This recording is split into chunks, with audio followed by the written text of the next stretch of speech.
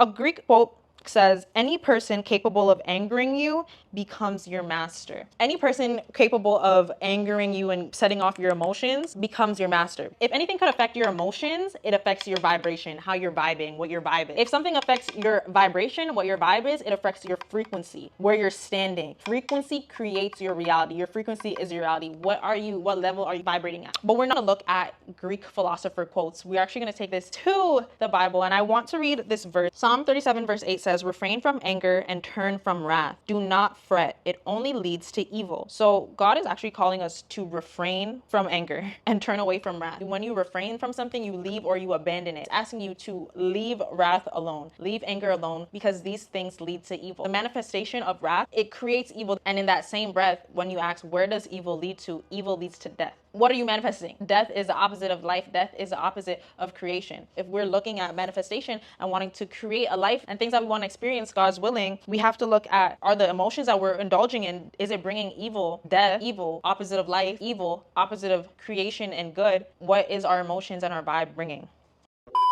Experiencing wrath and experiencing anger is such a human experience. So it's not like we're gonna sit here and be like, never be angry again. What you are actually gonna do is transform these feelings, or how you could deal with these feelings, so that something isn't triggering your emotions or your vibration, your frequency, or in your life.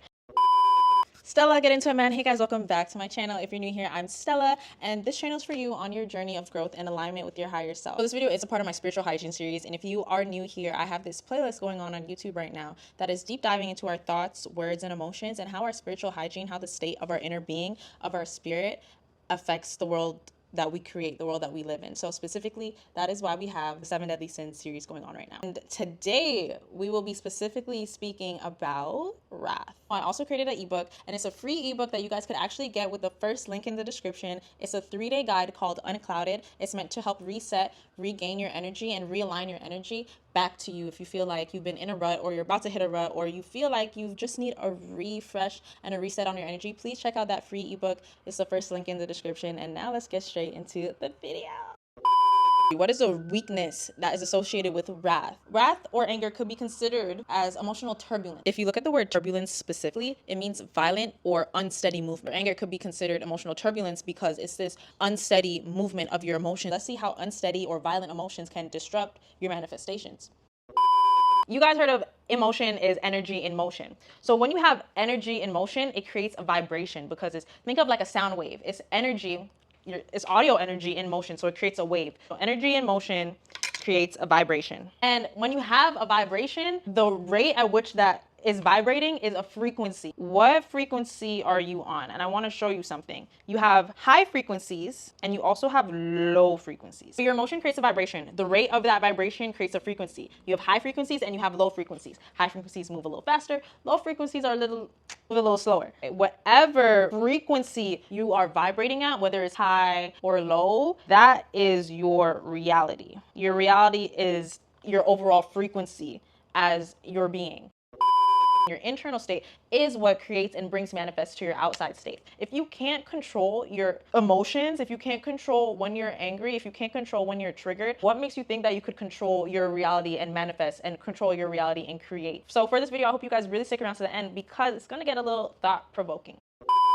The key is not to only have patience with others, but to have patience for yourself. Have patience with yourself. Be like, okay, I'm actually getting angry right now, but let me be patient with myself, because I know how it could be, but I know I want to create a manifestation that does not involve chaos. And it's not easy to turn off your anger, turn off your wrath like that. It goes back into your self-discipline. It goes also into manifesting and creating the life. If you lack that discipline within, what amount of discipline do you think you're going to have to control things on the outside? Your behavior and your actions are reflective of your inner thoughts, words, and emotions. So if those inner words, thoughts, and emotions are getting consumed by anger, if they are getting consumed by wrath, then your actions and your behavior will also reflect that, and that plays out into how you experience your world and how you experience your reality. So be patient with yourself, be patient with your emotions, be patient with others, but also be patient with yourself. That is how you could really not allowing anger or not allowing wrath to disturb your plans, not allowing anger, not allowing wrath to disturb your manifestations. Be patient with yourself. Everything begins within. It's the amount of control you could possess within that determines the real amount of co-creation and control you could possess without. So when people wrong us, give it to God. In Exodus 14 verse 14, the Lord will fight for you. You only need to be still. This anger that you want to fight, this anger that you want to get revenge, the Lord asks you to give up anger, leave worrying, leave fret, leave wrath alone.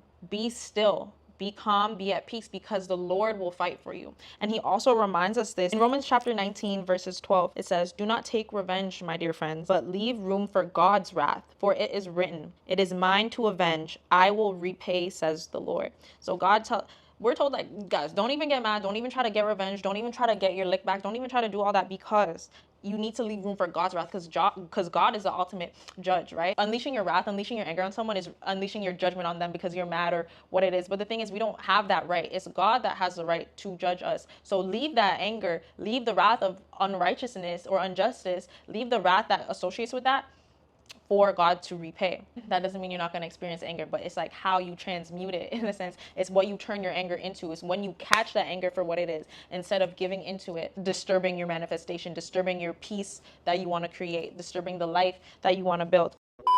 With that being said, Stella, get into it, man. Don't forget to go to the first link in the description to pick up your 3-day clarity cleanse guide. It's a free ebook, again, that I made. And until then, I will see you guys in my next video. Bye.